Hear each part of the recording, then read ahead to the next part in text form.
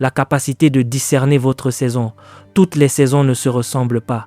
Toutes les saisons ne se ressemblent pas. Aujourd'hui, de nombreux chrétiens se trouvent dans leur situation actuelle parce qu'ils ont manqué leur occasion. Ceux d'entre nous qui prennent l'avion savent de quoi je parle. Si vous manquez votre vol de 5 minutes, tous les efforts que vous avez déployés ont été vains. Parfois, vous arrivez à l'aéroport, vous apercevez l'avion, mais on vous annonce qu'il a déjà décollé. Vous devez alors rentrer chez vous et attendre le prochain vol. Ainsi, si vous savez mener votre vie de manière stratégique, vous discernerez l'heure du vol et vous vous rendrez disponible avant l'heure de l'embarquement. Pour ce même vol que nous avons pris pour arriver ici à Akwa Ibom, de nombreuses personnes se sont présentées au comptoir et se sont vues répondre que l'enregistrement était clos. Elles sont donc rentrées chez elles.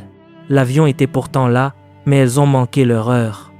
Si beaucoup de personnes ne s'élèvent pas malgré des efforts acharnés, c'est parce qu'elles ne comprennent pas les lois des saisons. Si vous manquez votre saison, vos efforts sont vains. De nombreux chrétiens font ce qu'ils doivent faire, mais au mauvais moment, c'est lorsqu'ils devraient prier qu'ils dorment. Et par conséquent, c'est lorsque les autres dorment qu'ils se mettent à prier. Ainsi, le temps qui devrait être consacré à leur repos devient un temps de fardeau. Que Dieu vous aide à recevoir le discernement nécessaire pour comprendre votre saison. Si la plupart de ces hommes ont réussi, c'est parce qu'ils connaissaient leur saison. David connaissait la saison où il devait combattre les ours, car s'il avait manqué cette saison, Goliath l'aurait tué. David connaissait la saison où il devait rester silencieux et humble pour apprendre les alliances. Lorsqu'il a affronté Goliath, il possédait ce que ses frères n'avaient pas. Eliab avait une carrure imposante et lorsqu'il se présentait, il mettait sa stature en avant. Lorsque David a rencontré Saül, Saül était plus grand que lui. Puis, pour aggraver les choses, lorsqu'ils ont rencontré Goliath, ce dernier était plus grand que David et Saül réunis. David a alors découvert qu'une imposante stature ne servait à rien. Pendant que ses frères mettaient en avant leur carrure, savez-vous ce que David faisait? David apprenait les alliances de Dieu. C'est pourquoi, lorsqu'il a rencontré Goliath, il n'a pas été intimidé par sa taille.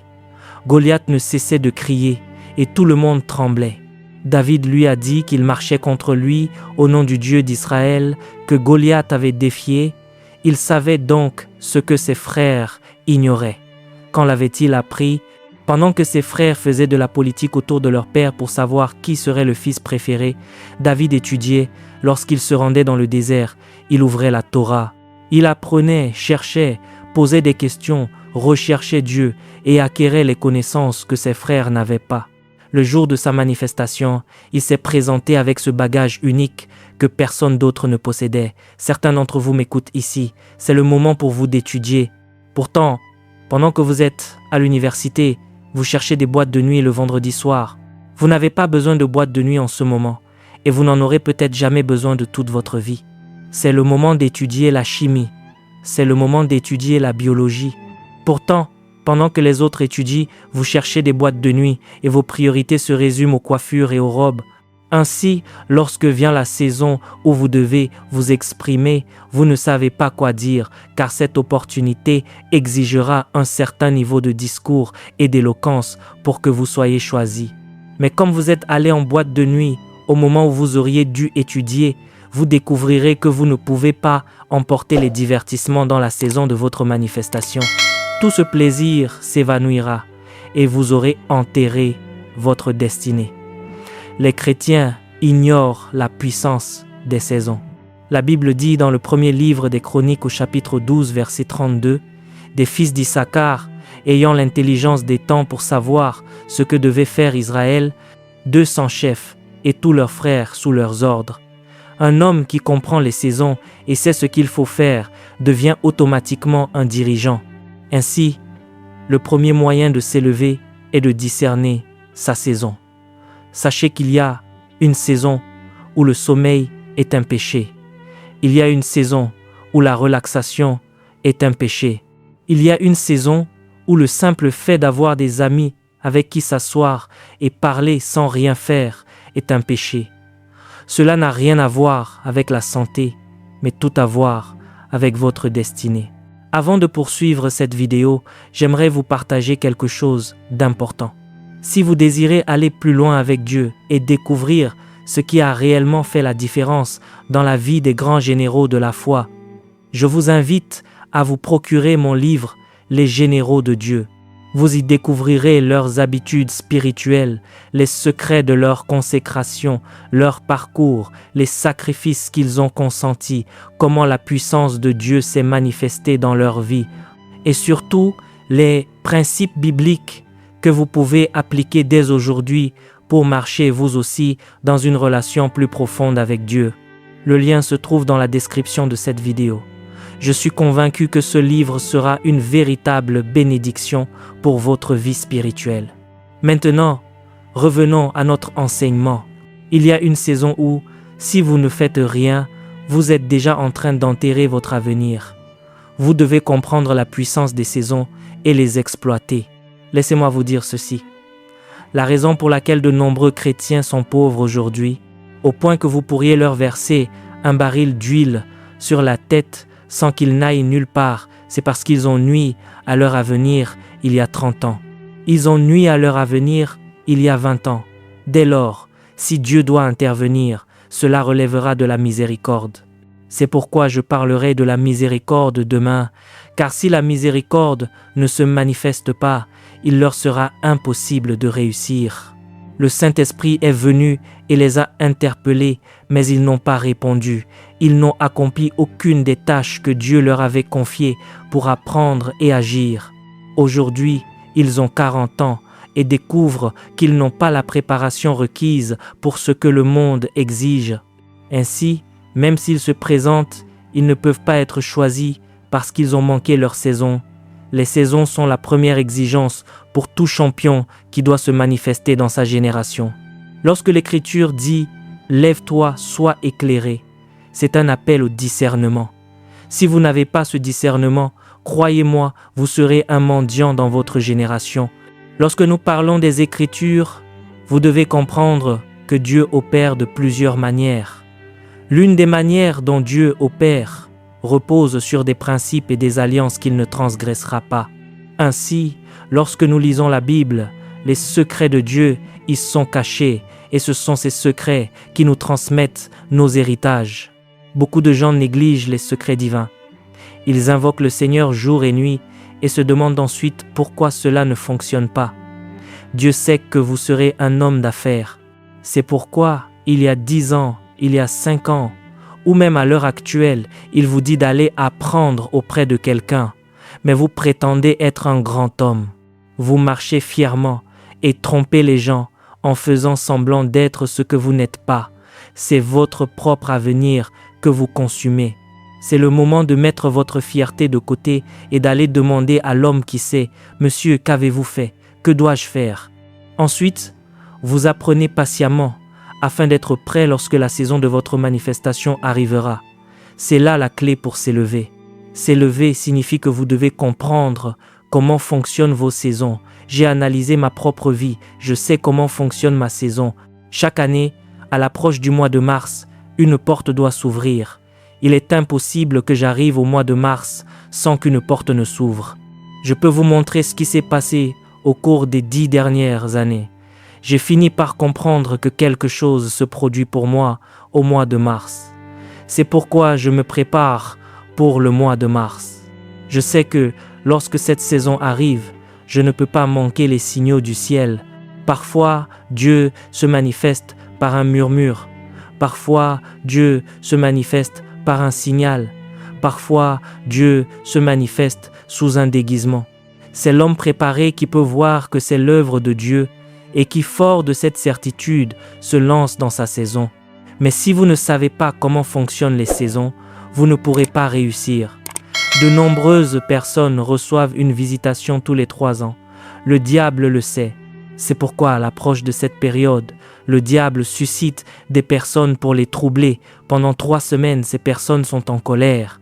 Elles s'en prennent à tout le monde ou gardent rancune, alors qu'elles devraient faire preuve de sensibilité. La voix de Dieu se fera entendre, mais le diable sait qu'elle l'ignore.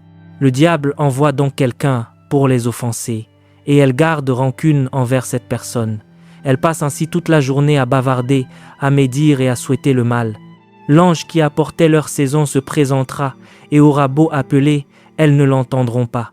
Parce qu'elles n'entendent pas, une fois que l'ange sera parti, elles auront beau entamer un jeûne de 90 jours, elles ne réussiront toujours pas, car l'occasion sera passée.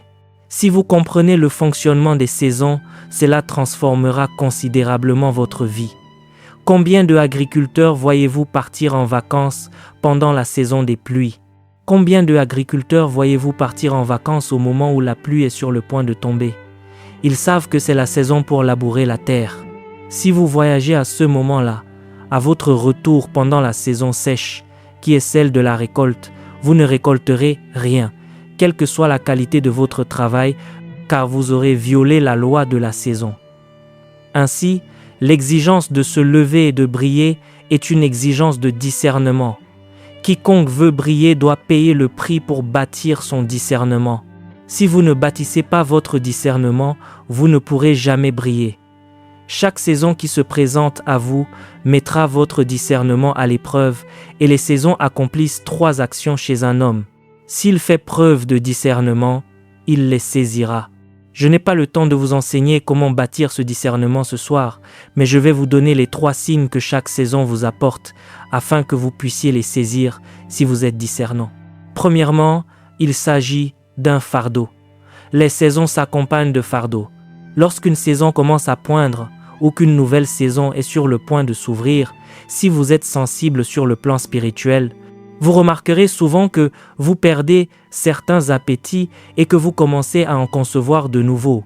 Ces fardeaux sont conçus pour vous positionner de manière stratégique.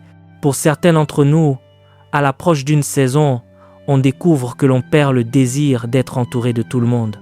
On se retire. On ne sait même pas pourquoi, mais on se retire tout simplement. Pour d'autres, à l'approche d'une saison, il devient difficile de dormir la nuit. Bien que vous soyez allé au lit à 9h du matin, vous vous retournez dans votre lit jusqu'à 2h du matin sans trouver le sommeil. Et cela se produit de manière constante pendant 3 mois. Vous allez simplement vous coucher, mais vous ne parvenez pas à dormir avant 2h du matin, car il y a un appel que vous devez saisir à minuit. Ce que fait votre esprit, c'est qu'il se recalibre pour recevoir ce que cette saison apporte. Savez-vous ce que font ceux qui manquent de sagesse? Ils se mettent à regarder des séries télévisées, ils vont se coucher et se mettent à regarder un film. C'est leur moment favori pour cela. Ils le regardent jusqu'à ce qu'ils s'endorment. Ainsi, ils interrompent le processus que Dieu avait créé et orchestré dans leur esprit pour les préparer à recevoir une visitation parce qu'ils manquent de discernement spirituel. C'est pourquoi le discernement est absolument capital pour quiconque veut se lever et briller. Dans le livre de l'Exode, au chapitre 2, des versets 11 à 12, la Bible dit que lorsque Moïse eut grandi, un événement se produisit. Moïse commença soudainement à se désintéresser du palais. C'était pourtant là que Moïse bénéficiait de tous les plaisirs du monde. On le lavait le matin, on lui donnait à manger, il n'avait rien à faire. Cependant, la saison où un prophète devait s'élever commençait à s'éveiller dans l'esprit. Cet éveil commença à faire peser un fardeau sur lui. Pour la première fois, nous avons appris que Moïse s'était rendu auprès des Israélites. Pourquoi quitteriez-vous un palais pour aller à la rencontre de personnes qui se trouvent sous un soleil de plomb, dans la douleur et dans toutes sortes de souffrances? C'est parce que les aspirations commençaient à changer. Un fardeau commençait à se former dans son esprit. À ce stade, il ne s'intéressait plus au plaisir de l'Égypte. Il voulait voir Israël délivré. Il ne savait pas comment s'y prendre, mais il avait perdu sa paix.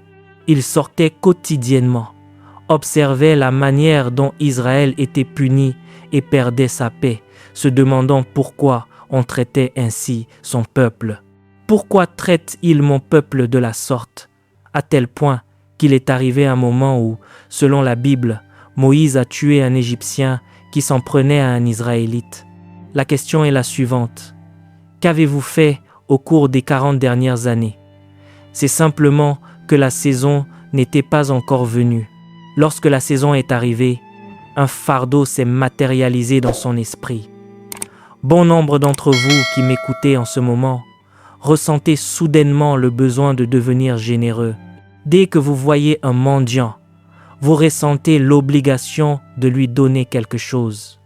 Vous éprouvez le désir de vous rendre dans un orphelinat. Vous l'ignorez, mais vous êtes guidé pour une saison précise. Une saison de puissance approche. Ce que Dieu accomplit ainsi, c'est de vous préparer afin que vous soyez qualifié pour être le candidat que le ciel choisira. Si vous ne répondez pas aux exigences de cette saison, l'occasion passera et vous ne la saisirez pas. C'est ainsi que fonctionne le domaine spirituel. Moïse le savait et il a suivi ce fardeau. Savez-vous que, même s'il s'est enfui d'Égypte, il a entretenu ce fardeau pendant 40 ans jusqu'à ce que Dieu se révèle à lui? Ne soyez pas prompts à ouvrir votre esprit à tout ce qui se présente. Dès que quelqu'un médit de vous, vous vous mettez à parler. Vous vous réveillez un matin et soudainement tous vos amis vous trahissent. N'attaquez pas, mais retirez-vous. Demandez-vous ce qui est en train de se passer. Vous vous dites que vous fréquentez telle personne depuis 15 ans et telle autre depuis 10 ans et vous vous demandez pourquoi elles vous trahissent tout en même temps au cours de la même saison. Quelque chose est en train de se produire. Refusez d'être trompé car vous avez besoin de discernement. Vous commencez alors à chercher dans l'esprit en disant « Seigneur, qu'es-tu en train de me dire que je n'entends pas ?» En insistant, vous découvrirez que le diable utilise ces personnes pour vous distraire. Ainsi, même si elles vous trahissent, vous continuez à marcher dans l'amour. Il ne s'agit plus d'elles, mais de votre saison. Vous demeurerez dans l'amour jusqu'à ce que vous saisissiez ce que Dieu est en train de dire. Les fardeaux constituent un système d'alarme. La deuxième chose que chaque saison apporte à un homme est le combat spirituel. Lorsque vous commencez à approcher d'une saison, vous découvrirez que les démons qui opèrent dans ce domaine s'aperçoivent de votre venue. Leur objectif sera alors de vous combattre pour vous exclure de ce royaume. Le monde spirituel est un domaine hautement légaliste et particulièrement traître. Ce sont les hommes qui marchent sur la terre, qui s'imaginent que tout dépend de la chance et du hasard. Jésus n'était âgé que de 8 jours que l'on avait déjà aperçu son étoile et l'on savait qu'il s'agissait d'un roi. À l'âge de 8 jours, il n'avait aucun lien avec une personne d'importance. En réalité, il se trouvait dans une mangeoire. Pourtant, les hommes qui ont vu son étoile ont voyagé pendant des mois pour venir à sa rencontre. Cela signifie qu'on l'avait déjà repéré avant même sa naissance. N'est-il pas surprenant que les personnes qui l'ont vu n'étaient pas des prophètes, mais des astrologues venus d'Orient? Ils ont aperçu l'étoile d'un enfant qui n'était pas encore né et ont commencé à voyager des mois avant sa naissance. À leur arrivée, il n'était âgé que de 8 jours. Ils se sont présentés en demandant où se trouvait le roi des Juifs qui venait de naître, car ils étaient venus pour l'adorer. Qui leur avait dit qu'il était un roi? Était-il né dans un palais? Comment le savaient-ils? Vous êtes le seul à ignorer que les hommes sont connus dans l'esprit. Vous êtes le seul à ignorer que les étoiles des hommes parlent d'eux bien plus que leur propre visage. Comment savaient-ils qu'il était un roi? Où l'avaient-ils lu? Comment l'avaient-ils vu? Les prophètes l'ignoraient, le Sanhédrin l'ignorait, personne ne le savait. Seuls ces mages le savaient. Dès leur arrivée, Hérode s'est réveillé. Savez-vous ce qu'a fait Hérode? Hérode a fait tuer tous les enfants âgés de 2 ans et moins. Il ne s'est pas arrêté aux enfants de 8 jours, d'1 mois, de 2 mois ou de 3 mois. Il a visé les enfants de 2 ans afin de ne manquer cet enfant sous aucun prétexte. Observez la marge de sécurité que le diable crée pour atteindre un homme. Pour un enfant de 8 jours, le diable va jusqu'à éliminer tous les enfants de 2 ans. Ainsi, lorsque Jésus célèbre son anniversaire, il est le seul, car il n'y a plus aucun enfant de son âge dans sa génération. On a éliminé tout le monde, afin que, quoi que l'on fasse, il soit tué. Pensez-vous que tous vos combats surviennent simplement parce que vous avez commis une erreur? Pensez-vous que tous vos combats surgissent uniquement parce que les hommes vous détestent? Les combats sont des indicateurs dans l'esprit. Chaque combat parle un langage bien précis. Il y a des combats que vous menez qui vous montrent que vous commettez une erreur. Vous corrigez alors vos voies et le combat prend fin. Il y a des combats que vous menez qui démontrent que votre lumière brille et que le diable vous a repéré. Dans ce cas, vous commencez à appliquer la sagesse. Il y a aussi des combats qui naissent de la jalousie. Ces combats sont faibles, ils relèvent des sentiments humains et vous ne devez pas y perdre votre temps. Ce sont les combats les moins importants. Si vous combattez à cause de la jalousie des autres, cela signifie qu'il ne s'agit pas de véritables combats. En réalité, si vous vous impliquez dans ce genre de lutte, cela prouve que votre esprit manque de fermeté. Si quelqu'un vous envie, priez pour lui et plaignez-le, car cela signifie qu'il ne grandit pas. Si quelqu'un s'irrite de vous voir vous élever, plaignez-le, car cela signifie qu'il ne grandit pas. Ce ne sont pas des combats dans le domaine spirituel. Pourtant, comme la plupart d'entre nous sommes encore des enfants spirituels, ce sont les seuls combats que nous menons. Nous nous préoccupons de telle personne qui médit, de tel autre qui nous envie ou qui parle sur notre compte. Oubliez ces futilités. Laissez les hommes de côté, car nous avons affaire à des esprits. Amen. Vous vous réveillez et, soudainement, votre voiture tombe en panne, on vous attaque dans votre travail, votre famille est touchée ou quelqu'un tombe malade. Ne vous précipitez pas, car quelque chose se produit dans l'esprit. Ces combats constituent un système d'alarme. Retournez à votre hôtel et cherchez à savoir de quel signal il s'agit. Vous devez analyser la situation et comprendre ce qui se passe. Avez-vous observé la vie de Joseph?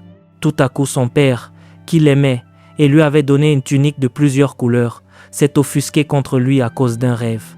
Au cours de la même période, ses frères l'ont jeté dans une citerne. Au cours de la même période, ils l'ont vendu. C'était une saison qui s'éveillait, car un prince était sur le point de s'élever. Vos combats parlent plus fort que les voix que vous entendez. Chaque combat est un langage qu'il faut discerner. Lorsque vous le discernez, votre vie devient un sujet d'émerveillement pour votre génération, car les saisons s'accompagnent de combats. C'est pourquoi le discernement est une obligation. Certains combats surviennent uniquement pour vous distraire, afin que vous ne puissiez pas saisir les signaux. D'autres combats surviennent pour vous pousser à prononcer des paroles qui vous disqualifieront. Avez-vous lu le récit concernant Élie? Alors qu'Élie devait entrer dans l'apogée de son ministère, il a déclaré qu'il n'était pas meilleur que ses pères. Dieu a pris acte de ses paroles et lui a demandé de partir, lui signifiant que l'onction sur sa vie était suffisante pour 3 personnes. Élie portait à lui seul l'onction d'un prophète ainsi que l'onction de 2 rois. Cependant, Élie était troublé et il a prononcé une parole qu'il n'aurait pas dû prononcer. Jusqu'à ce qu'il prononce cette phrase, Dieu travaillait avec lui. Je ne suis pas meilleur que mes pères. Dieu lui a alors dit d'aller oindre Élisée à sa place. Dieu lui a demandé de se faire remplacer. Élie ignorait que ce combat s'était présenté à lui.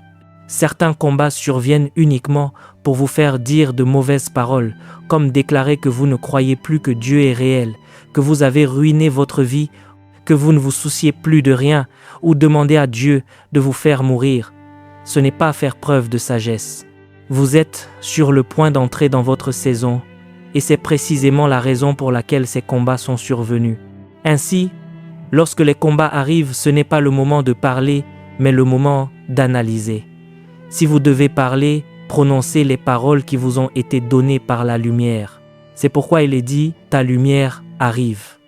En effet, ce que vous devez dire se trouve dans la lumière. Les étapes que vous devez franchir sont codées dans la lumière. C'est en vous élevant sur votre autel que vous lirez les rouleaux du ciel. Ainsi, lorsque vous vous présentez, alors que les hommes s'attendent à vous voir dire que vous êtes perdu, vous proclamez que là où les hommes sont abattus, il y a un relèvement pour vous. Les gens se demandent alors pourquoi vous parlez ainsi, car ce n'est pas ce qu'un homme est censé dire. Certes, ce n'est pas ce que je devrais dire en tant qu'homme, mais j'ai aperçu quelque chose dans la lumière. En entrant dans la lumière, j'ai compris que ce combat n'était pas destiné à me tuer, mais à m'éveiller à une nouvelle saison. Par conséquent, je parlerai le langage de la saison dans laquelle j'entre, et non celui de la saison que je quitte, les fardeaux, les combats et enfin les rencontres. Voilà les 3 éléments que chaque saison apporte à un homme, les rencontres. Sachez que lorsque vous commencez à faire des rencontres spirituelles, le monde des esprits est conscient de votre existence. Le monde spirituel n'est pas conscient de tout le monde. Ce n'est pas que ces personnes n'existent pas, mais cela dépend de leur pertinence dans le plan de Dieu. Vous allez vous coucher, vous faites un rêve, et le lendemain, le rêve se poursuit. Le jour suivant, le rêve continue encore. Vous vous réveillez et vous le négligez. Vous n'êtes pas attentif. Lorsque vous commencez à faire des rencontres, sachez qu'une saison est sur le point de naître. En étudiant les Écritures, vous découvrirez que chaque grande destinée qui s'est soudainement élevée a pris sa source sur des montagnes de rencontres. Dans le 3e chapitre de l'Exode, à partir du 1er verset, il est dit que Moïse faisait paître le troupeau de son beau-père, qu'il se rendit à Horeb, la montagne de Dieu, et qu'il vit un buisson en feu qui ne se consumait pas. C'est à ce moment-là que Moïse s'est levé. Marie, de son côté, une jeune vierge innocente, a vu un ange lui apparaître. Savez-vous quel ange est venu à elle? L'ange qui est venu était l'archange Gabriel. Ce n'était pas un simple messager, mais un prince du ciel. Avant de se rendre auprès de Marie, Gabriel était allé voir Zacharie. Il a transmis le message à Zacharie, mais Zacharie a douté de lui. Sans consulter Dieu, l'ange lui a déclaré qu'il serait muet. C'est le niveau d'autorité qu'il possédait. Il lui a signifié que puisqu'il avait douté du message qu'il lui apportait, il serait muet jusqu'à l'accomplissement des faits, sans avoir besoin de demander à Dieu de venir le punir. Il a agi ainsi parce qu'il est un prince qui se tient en présence de Dieu. Lorsqu'un tel ange vient à vous, votre vie doit changer. Marie a fait preuve de sagesse. Dès que l'ange lui est apparu, elle s'est d'abord demandé ce que signifiait une telle salutation, s'interrogeant sur la raison pour laquelle on saluait une femme ordinaire, comme elle en lui disant qu'elle était comblée de grâce. L'ange lui a répondu de ne pas craindre, que le Saint-Esprit viendrait sur elle et que la puissance du Très-Haut la couvrirait de son ombre, et que l'enfant qui naîtrait d'elle serait appelé le Fils du Très-Haut. Immédiatement après cette rencontre, Marie s'est levée et est allée visiter Élisabeth, comprenant qu'elle avait besoin de sagesse, que sa vie ne pouvait plus être la même et que quelque chose avait changé. Vous êtes le seul à faire des rencontres et à retourner vous coucher, ce qui fait que la saison ne se manifeste jamais. La manière dont vous vous élevez consiste à vous accorder aux exigences de vos rencontres. Certaines rencontres surviennent pour faire de vous un guerrier. D'autres rencontres surviennent pour faire de vous un homme sage. D'autres rencontres encore surviennent pour faire de vous une voix pour votre génération. Lorsque ces rencontres se produisent, vous devez être sensible aux exigences qu'elles imposent. Vous savez sans doute que, lorsque Gabriel est apparu à Marie, il lui a appris que Élisabeth, sa parente, avait elle aussi conçu un fils. Marie a compris que sa rencontre était liée à cette situation. Elle n'a donc eu besoin des conseils de personne. De sa propre initiative, elle a préparé ses affaires et est allée trouver Élisabeth. Dès qu'elle a rencontré Élisabeth, l'enfant a tressailli d'allégresse dans le sein de sa mère et Élisabeth a commencé à prophétiser « D'où me vient cet honneur que la mère de mon Seigneur vienne me visiter ?» 2 femmes sont soudainement entrées dans la dimension prophétique. Quand Élisabeth a eu fini de prophétiser, Marie a commencé sa propre prophétie et les paroles qu'elle prononçait étaient redoutables. Elle a déclaré « Désormais toutes les générations me diront bienheureuse, peu importe qu'il y ait 1 million de générations sur la terre. » À cet instant précis, Marie est entrée dans l'immortalité. Que se serait-il passé si elle était restée assise à Nazareth en se demandant ce que cet ange voulait dire et quel était le sens de ses paroles? Pensez-vous que cette promesse se serait accomplie? Cela ne se serait pas produit. Mais elle a fait preuve de sagesse, car cette prophétie devait nécessairement être proclamée afin que ce que l'ange apportait du ciel soit consolidé sur la terre. Les rencontres. Pourtant, les personnes qui ne savent pas comment s'élever dorment encore lorsque la saison se présente. Vous portez un fardeau, mais vous continuez à dormir. Vous constatez que des enfants sont marginalisés, vous en perdez votre paix, et pourtant vous dormez. N'est-ce pas ce qui a causé la perte de Lot et de sa famille? Son âme juste était tourmentée, mais il n'a rien fait pour y remédier parce qu'il ignorait la puissance des fardeaux. Lorsque vous portez un fardeau, si vous vous sentez faible, quittez votre maison, allez chercher un lieu de prière et restez-y pendant 2 semaines. Ce fardeau doit prendre le contrôle de votre vie, car votre avenir y est attaché. Lorsque vous faites une rencontre, ce n'est pas le moment de dormir. Savez-vous que parmi ceux qui nous regardent aujourd'hui, certains nous qualifient d'apôtres d'envergure internationale? C'est dérisoire. Certaines personnes qui nous écoutent ont fait des rencontres bien plus grandes que les nôtres, mais elles n'en ont rien fait. Elles ont gaspillé ces rencontres dans les plaisirs de la table jusqu'à ce que leur cycle de vie s'évanouisse. Et lorsque le cycle de la rencontre prend fin, leur destinée retourne au point zéro. La manière dont vous vous élevez consiste à servir les fardeaux de Dieu. La manière dont vous vous élevez consiste à discerner les combats et à agir avec sagesse. La manière dont vous vous élevez consiste à vous accorder aux rencontres que vous recevez. Certaines rencontres feront de vous un gouverneur, d'autres rencontres feront de vous un prophète, d'autres rencontres encore feront de vous un apôtre. C'est en suivant ces rencontres que vous deviendrez ce que vous devez être. Cela s'est produit pour Moïse et cela s'est produit pour Samuel. Lorsque Samuel se trouvait dans le temple, il a entendu la voix de Dieu à 3 reprises. Dès qu'il l'a entendu, il s'est levé et s'est rendu auprès d'Élie pour lui demander s'il l'appelait. Élie lui a répondu que non. Imaginez que Samuel ait entendu cette voix, qu'il se soit réveillé en se demandant s'il avait bien entendu son nom, puis qu'il se soit dit qu'il avait rêvé avant de se rendormir. Il serait resté un serviteur toute sa vie. Il n'est pas resté silencieux après avoir entendu cette voix. Dès qu'il l'a entendue, il est allé chercher une réponse, et le jeune garçon ne s'est pas lassé, même après 3 tentatives. À sa place, vous auriez pu vous dire qu'il ne fallait pas déranger votre maître puisque vous y étiez déjà allé une première fois et qu'il avait dit que ce n'était pas lui, puis une deuxième fois, et vous auriez ainsi manqué votre destinée par le sommeil. Mais ce jeune garçon savait que lorsqu'on fait une rencontre, on ne reste pas silencieux. Lorsqu'on fait une rencontre, on ne reste pas statique. Il y est allé à 3 reprises. C'est à la 3e fois qu'Élie a discerné que Dieu appelait l'enfant. Élie lui a alors dit de répondre. La prochaine fois qu'il appellerait, « Parle Seigneur, car ton serviteur écoute. » C'est de là qu'est né un prophète, parce qu'il a su quoi faire de ces rencontres. Lorsque la Bible dit « Lève-toi, sois éclairé », cela ne signifie pas simplement se mettre debout. Cela exprime une réalité bien plus profonde. Se lever et briller signifie discerner sa rencontre. Parmi vous qui m'écoutez, certains ont fait une sieste l'après-midi et ont eu la vision d'un salon de coiffure, mais ils n'ont rien entrepris jusqu'à ce jour. Pourtant, vous étiez censé être le plus grand créateur de mode de cette ville à l'heure actuelle. Mais cette rencontre s'est produite il y a 7 ans et son cycle de vie s'est éteint. Une œuvre que Dieu accomplira pour vous durant cette conférence sera de réveiller chaque rencontre que vous avez manquée.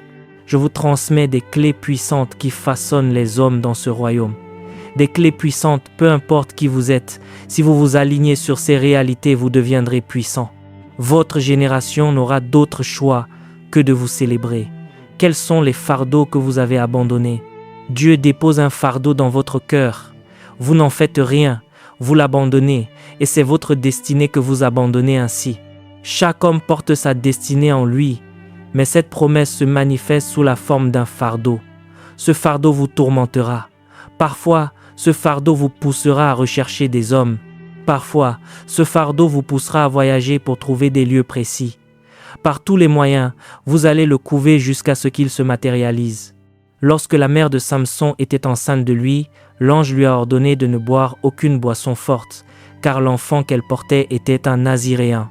Le fardeau vous imposera une discipline. C'est en observant ces règles que vous donnez naissance à une grande destinée, et c'est en donnant naissance à une grande destinée que vous vous élevez. C'est la raison pour laquelle vous brillez.